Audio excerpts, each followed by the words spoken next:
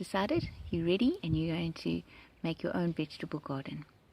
But now you must be thinking to yourself, all right, so where do we start? Like, how does one go from this to this? Well, that's exactly what I want to show you today. I really would love to show you how simple it can be without having to hire a gardener, digging over beds, lifting up lawn. That's not necessary. We're going to leave the grass right where it is, and we're going to start in a no-dig bed, which is probably the best possible thing that you can do when you're starting out a brand new bed or brand new vegetable garden. So I'm going to be extending my vegetable garden, and I will show you how I'm going to go about it. I have 3 different methods that I'm trying out, and as we go on, I'll see in the long run which one worked out to be the best method. Okay, so let's get to it. Okay, so when I started out this garden, vegetable garden, a number of years ago, we dug, that's what we knew about, we dug out the grass, and then we started up with the beds, but then it wasn't all the way to the wall. So then I had a strip of grass which had to be mowed all around. That was also before I had any chickens, so then I didn't have to fence anything in. And in that time I got chickens after a while, and they were then in a sort of a mobile chicken coop, and so I would just moved it along the wall in that grass patch until all the grass had been destroyed, because chickens are pretty good at destroying the grass, especially if you keep them in their coop. So what I do now, where I'm going to extend along the wall here, is I have a quail coop. So the quail never come out because they will just fly away. Where are they? There they are. Look at the cute little things. But you'll see how nicely they are killing off the grass. This coop has only been here for probably 3 weeks, and they've managed to poop and enrich the soil and kill off the grass in that time. So I'll leave it here for quite a while still, probably until just before spring, and that will be then that way I'll extend the bed. I'll take away this fence and this flower box, and then I'll extend the garden down here, the vegetable garden, plant my banana trees.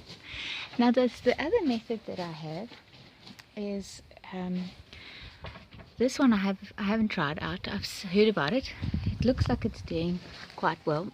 So you take an old carpet, and then some people just put the carpet straight down. So what I've done is I have put down some material that needs to be composted, but I put it on top of old cereal boxes and newspaper. I would maybe have left it like that, but as you can see here, look how the grass is. This has also only been, I did it probably the same time when I moved the quail coop. So you can see how nicely the grass is just, oh, it's actually, look at that, how nicely it's dying.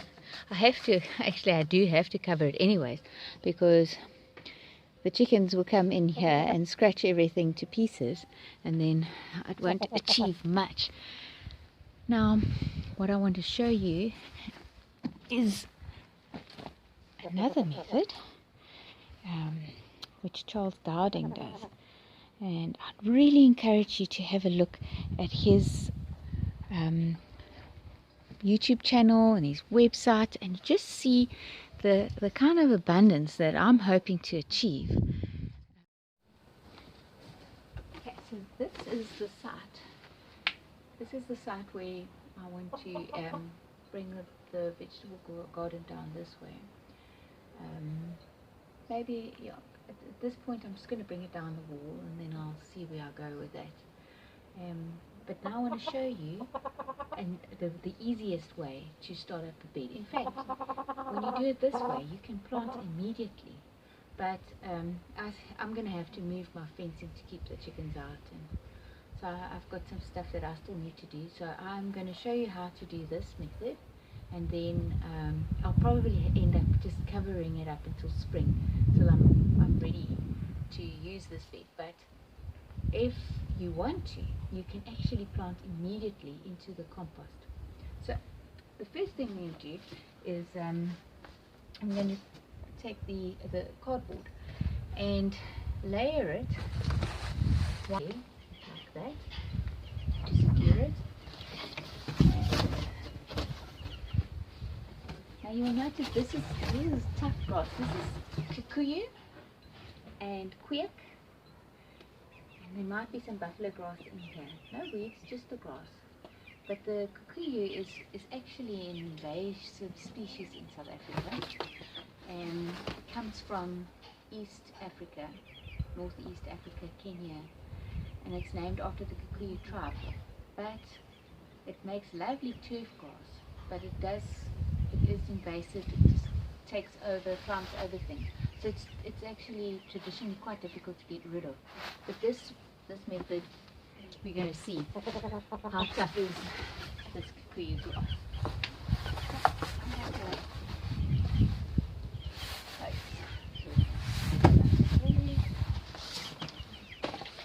We must overlap.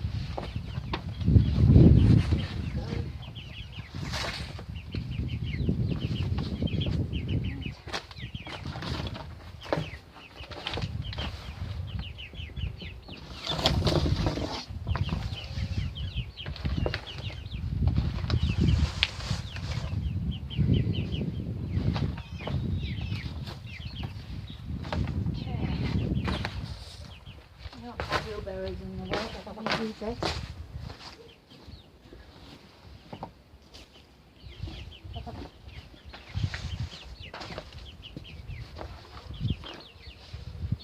Okay. This is going to block the light out so that the grass will eventually start to die.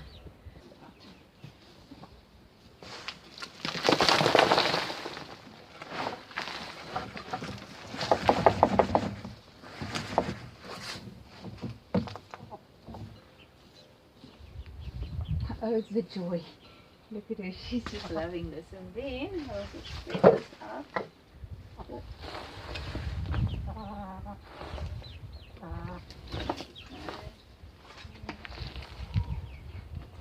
So this is probably about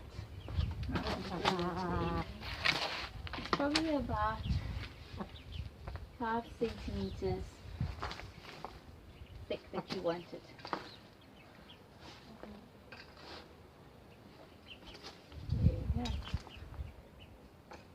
Just evening it out here, like that, and then just put that out, and then you walk on it to firm it down. So if you were going to plant into this, that's fine. You can actually plant right now into this. If you want it to be nice and firm, you're not compacting the soil, you're just firming it down so that the roots are got something to hold onto. The plants are firmly secure in there.